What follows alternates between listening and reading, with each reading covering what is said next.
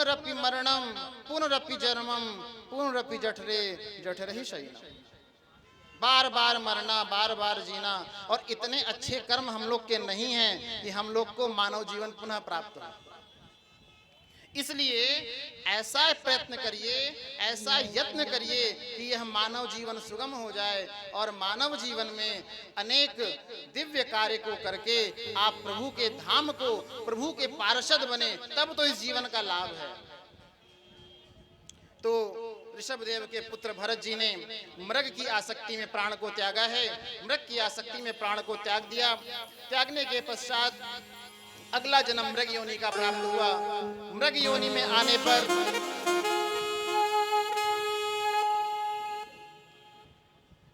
इनको अपने पुराने जन्म का याद था कि मुझसे गलती क्या हुई है।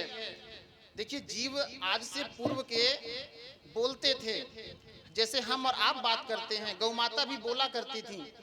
तो मृग ने प्रभु से दिन रात प्रार्थना करी कि हे प्रभु, मुझको इस जन्म से मुक्त कर दीजिए और मुझे अपने गलतियों को सुधारने का एक मौका दीजिए। एक तो अवसर मिलना चाहिए, क्योंकि आप तो कृपालु निधान हैं। आपके सामने ऐसा कौन सा कार्य है जो हो नहीं सकता। मृग योनि में लगाई गई गुहार प्रभु ने सुनी है और प्रभु की जो सुनवाई हुई है, पुनः इन भरत जी को अब की बार जो जन्म हुआ तीसरा, वह फिर तीसरा जन्म मानव का हो रहा है। और अब की बार ये भरत राजा भरत नहीं है, अब की बार ये भरत ब्राह्मण भरत बन करके आते हैं और नित्य कर्म कांड में प्रविष्ट होकर के जो वचन दिया मृग योनि में प्रभु को दूसरे जन्म में, वही तीसरे जन्म में निभा रहे हैं प्रभु से। सदैव नित्य भजन संध्या करके प्रभु की दिव्य लीला का आस्वादन करते हैं और अपनी पूर्व की गलतियों की क्षमा प्रार्थना करते हैं। आपको आपकी गलती का एहसास हो जाने पर प्रभु तत्काल क्षमा कर दिया करते हैं, ऐसे प्रभु का विधान है। प्रभु अपने पास कोई भी बकाया नहीं रखते कि इधर का उधर करना है। पहला जन्म भरत का, दूसरा जन्म उन्हीं का हो रहा है जिसे मृग योनि में जाकर के मृग के रूप में आए हैं, और तीसरा जन्म पुनः भरत में हुआ है। पहले भरत में और अब के भरत में अंतर क्या है? अब जो इनकी बुद्धि हो गई है, जड़ भरत की हो गई है, जड़ता आ गई है। देखिए, इन्हें जड़ भरत क्यों कहा गया?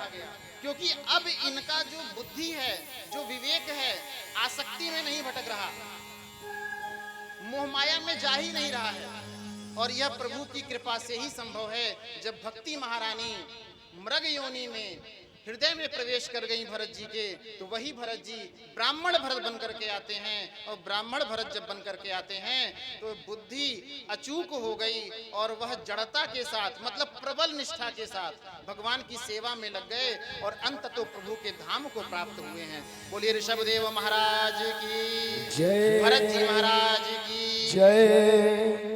अंत गति, जैसे गति अंत में होती है, वह पूर्व की मति पर निर्धारित करता है।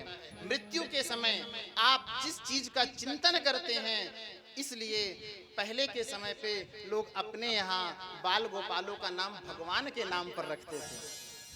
कोई नारायण रख देता था, कोई गोविंद रख देता था। अब तो ऐसे ऐसे नाम हैं, व्यास मन से क्या ही बोला जाए उसको।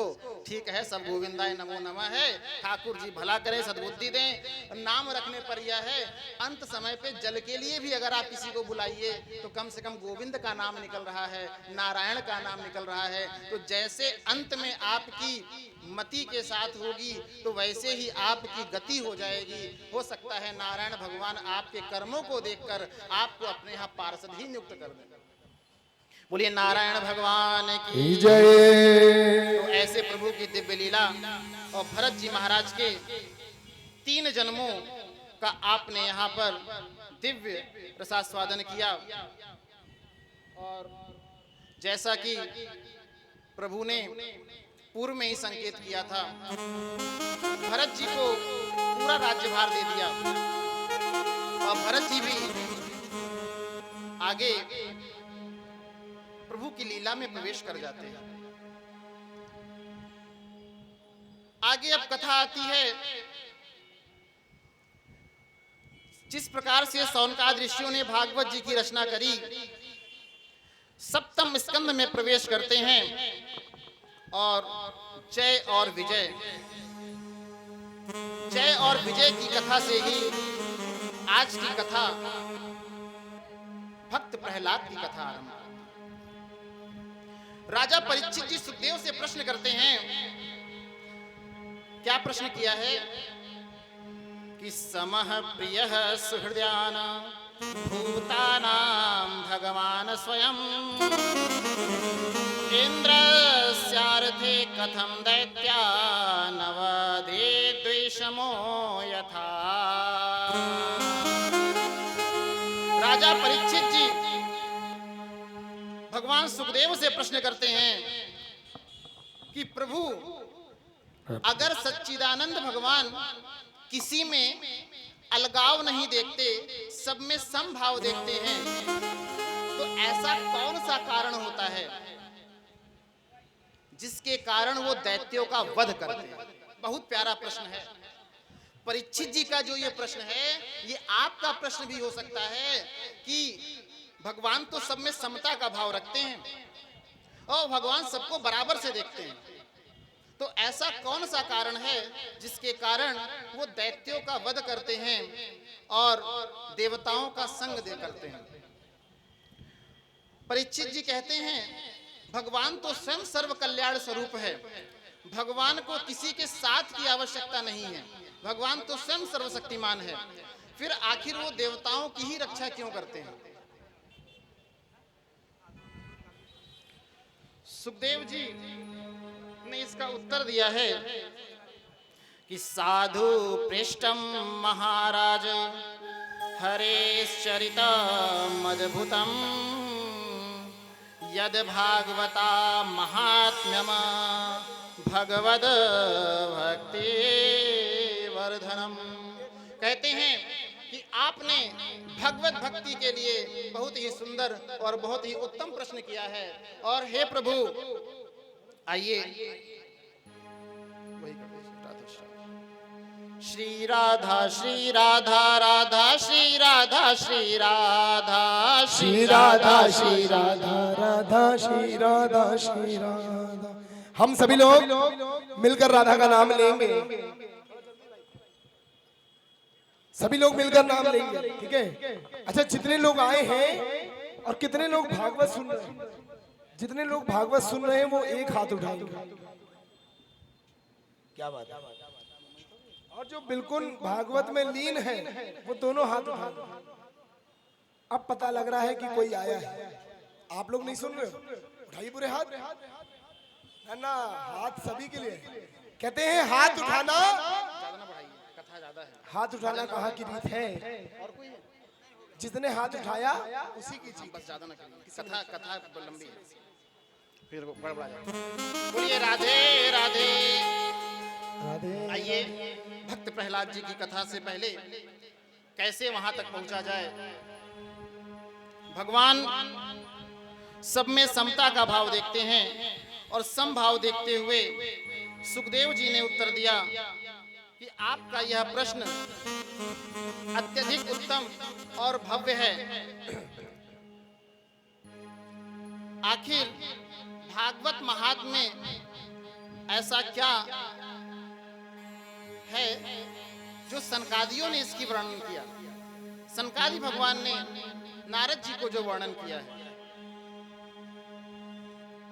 एक बार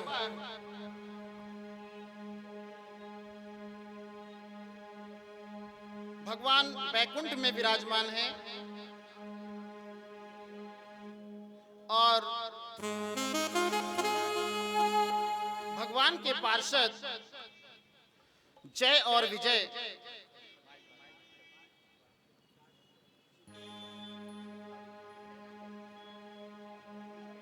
उनसे मिलने के लिए सनकादि कुमार आते हैं। सनकादि कुमारों ने कहा कि मुझे श्रीमन नारायण से मिलना है और नारायण को मिलने से यदि रोका जाए तो यह उचित नहीं है। परंतु जय और विजय ने क्या किया सनकादियों को वहीं पर रोक दिया, जिससे वे क्रोधित हो गए। क्रोधित हो गए और बैकुंठ में ही द्वार पर सनकादि द्वारपालों से ही बात बात में ही श्राप दे दिए। सनकादियों का श्राप व्यर्थ नहीं गया।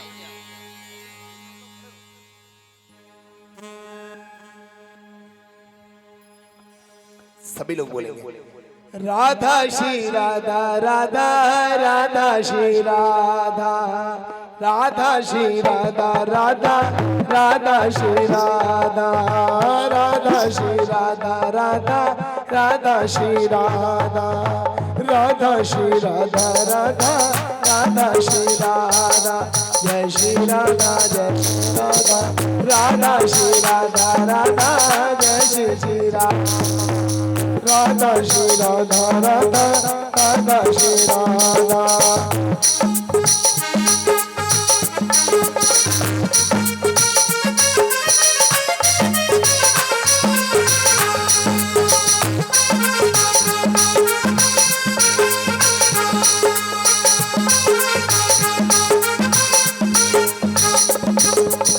राधा श्री राधा राधा राधा श्री राधा।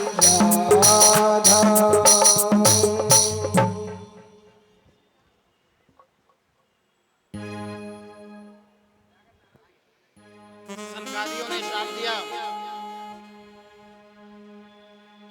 एवं सप्तौ स्वभवनात् पतन्तौ तै कृपालुभे प्रोक्तो पुनर्जन्मभिवा त्रिवे लोकार्य कल्पनाम्। कहा भगवान विष्णु तो रजोगुण और तमोगुण से रहित हैं, तुम दोनों इनके समीप होकर के हमें उनसे मिलने से रोकते हो। जाओ, मैं तुम्हें श्राप देता हूँ कि आगे जाकर के पापमयी संसार में तुम 3 जन्मों के पापों को भोग करके पुनः वापस यहीं पर आ जाओगे। 3 जन्मों के राक्षस होने का वरदान दे दिया। जब अनुनय विनय विनती करी, तब जाकर के सनकादियों ने कहा, कृपालु हैं सनकादि और भगवत मार्ग के दिव्य प्रणेता हैं। इन्होंने कहा, जब 3 जन्मों के पाप को भोग लोगे, तब पुनः वैकुंठ में वापसी होगी। जैसे ही यह श्राप लगा, तत्काल वैकुंठ से जय और विजय धीरे धीरे धीरे धीरे उतरना शुरू हो गए। और पहला जन्म दिति के पुत्र के रूप में हुआ है। और दिति के पहले पुत्र हुए हिरण्याक्ष और दूसरे पुत्र हुए हिरण्यकश्यपु। पहले पुत्र का नाम क्या है दिति के? दिति के पहले पुत्र का नाम हिरण्याक्ष है और दूसरे पुत्र का नाम हिरण्यकश्यपु है। यह दोनों असुर हुए। भगवान ने वराह का अवतार लिया और वराह के अवतार को लेकर के हिरण्याक्ष को वध किया है और पृथ्वी को मुक्त किया। भक्त प्रहलाद के लिए भगवान हिरण्यकश्यपु को आना पड़ा। भगवान नारायण आते हैं नरसिंह अवतार में और हिरण्यकश्यपु का वध करके प्रहलाद की रक्षा करके दिव्य भक्ति की भावना जागृत करते हैं। ऐसे प्रभु को बारंबार नमन है। तो श्राप फलीभूत होता है। पहले में यह राक्षस कुल हिरण्याक्ष और हिरण्यकश्यप, दूसरे में रावण और कुंभकर्ण, राम जी के हाथों इनकी सदगति होती है। और तीसरा शिशुपाल और दंतवक्त्र, भगवान कृष्ण के सुदर्शन चक्र का जब स्पर्श किया है तो इनको मुक्ति प्राप्त हुई और मुक्ति प्राप्त करके यह सीधे वैकुंठ धाम चले गए और पुनः भगवान के अनुयायी हो गए। इसीलिए कहते हैं भगवान के भक्तों का कभी अपमान नहीं करना चाहिए, क्योंकि यदि भूल से भी कोई बात श्रापित हो गई तो वह आपको उसको फल भोगना पड़ेगा। और यही फल भोगा है सनकादियों के द्वारा लगे गए श्राप का। ऐसा नहीं है, मुक्ति भी प्रभु के हाथों हुई। पहले अवतार में भगवान नारायण ने वराह अवतार लिया और वराह अवतार लेकर के पृथ्वी को मुक्त किया है। हिरण्याक्ष के साथ 5500 सालों तक युद्ध हुआ है। वेदों को चुरा कर ले गया था हिरण्याक्ष, और उसको ये पता था भगवान सत्य धर्म के निष्ठ हैं, भगवान कभी अशुद्धता में नहीं रहते। इसलिए उसने वेदों को, पृथ्वी को उस जगह छुपाया, पूरे मल का ढेर था। कल्पना करिए, यह पूरा मल का ढेर, और मल के ढेर में पृथ्वी को ले जाकर के छुपा दिया। सब देवराज इंद्र ने, देवताओं ने भगवान की स्तुति करी, त्राहि माम प्रभु, त्राहि माम प्रभु, त्राहि माम, रक्षा करिए प्रभु, पृथ्वी को बचाइए। भगवान नारायण विचार करके सब देवताओं की विनती को सुनते हैं, और देवताओं की विनती को श्रवण करके भगवान ने ऐसा अवतार लिया है जो भगवान की शुद्धता से परे है। जो लोग कहते हैं भगवान अशुद्धता में नहीं आते, अब सुनिए भगवान अशुद्धता में कहाँ गए हैं। जहां पर मल, कचड़े इत्यादि का ढेर लगा हुआ है और पृथ्वी को वहां पर छुपा रखा है, भगवान नारायण वराह का अवतार लेते हैं, और वराह सूकर का अवतार है, और वह अवतार लेकर के भगवान दो विशालकाय दंत हैं उनके, चीरते हुए उस मलद्वार को आगे बढ़ते चले जाते हैं। बोले वराह भगवान की। पृथ्वी की रक्षा करी है। 5500 सालों तक युद्ध हुआ है, और इस युद्ध में भगवान ने पृथ्वी की रक्षा करके भार मुक्त किया, वेदों की रक्षा करी है, और सनकादियों ने दिव्य मंगल गान करना आरंभ कर दिया था। आगे भक्त प्रहलाद की रक्षा हेतु भगवान नारायण ने नरसिंह भगवान का अवतार लिया। नरसिंह भगवान का अवतार, भगवान का एक ऐसा अवतार है जिसमें समस्त देवता भयभीत हो गए। ऐसे लोग भगवान को बुलाते हैं कि भगवान आप आइए, परंतु जब भगवान नरसिंह का अवतार लेते हैं तो कोई नहीं कह रहा है, कोई समीप जा ही नहीं रहा। राजा हिरण्यकश्यपु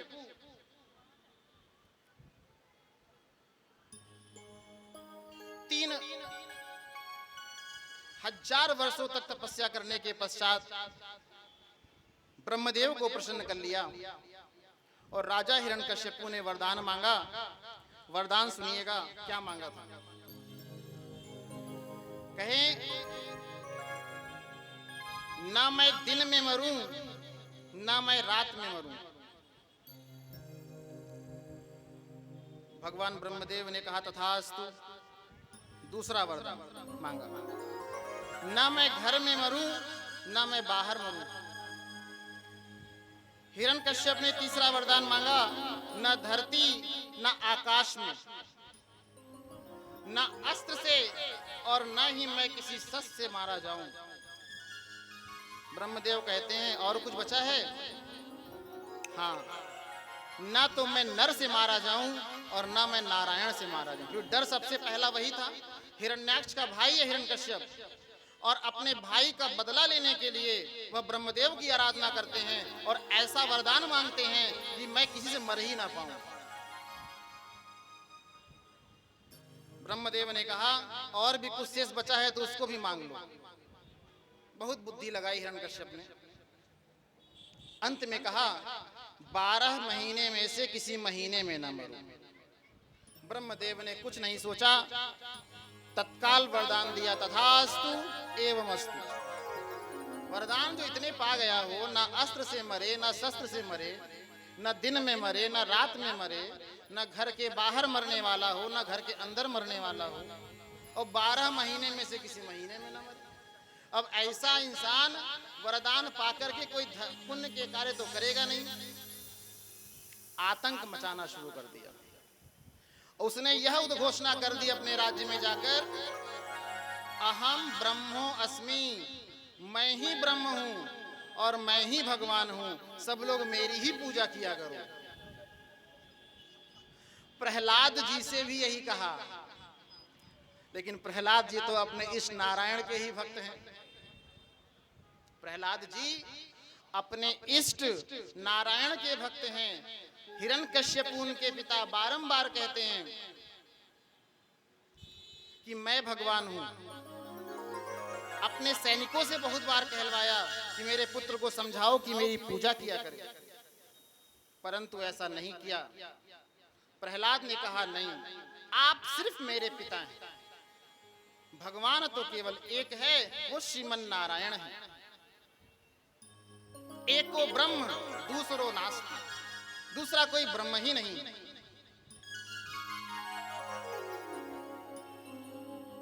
हिरण्यकश्यप ने बहुत कठोर आघात किया अपने पुत्र पर, बार बार हर प्रकार से कष्ट देने का प्रयास किया। कभी सैनिकों से, कभी भाले से, कभी हाथियों का एक झुंड जा रहा होता था। 5 साल के बालक हैं भक्त प्रहलाद, और उनको हाथियों के कहा इनको लिटा दीजिए और हाथी इन पे से गुजर जाएंगे बहुत सारे, परंतु नारायण के भक्त हैं, बिल्कुल भी खरोच तक नहीं आती। बात तो तब सीमा को चकनाचूर कर जाती है जब एक पिता ने यह आदेश कर दिया कि प्रहलाद को ले जाकर के ऊंची चोटी से फेंकवा दो। सैनिकों ने ऐसा ही किया, प्रहलाद को ऊंची चोटी पर ले गए और वहां ले जाकर के प्रहलाद से कहते हैं, अब भी मान जाओ, यहां से गिरने के पश्चात बचोगे नहीं। प्रहलाद से बार बार कहते हैं, तुम्हारे पिता ही भगवान है, मान जाइए। प्रहलाद कहते हैं, नहीं, मेरे पिता भगवान नहीं है, श्री हरि विष्णु ही भगवान है। देखिए, एक छोटे से बालक को यह पता है कि भगवान कौन है, और हम और आप 5 वर्ष की अवस्था को पूर्ण कर चुके हैं, उसके बाद भी भ्रम में फंसे हुए हैं कि भगवान कौन है। भक्त प्रहलाद से सीखिए, भक्त ध्रुव से सीखने वाला है, शिक्षा लेने वाली है कि विश्वास अटूट कैसे होता है।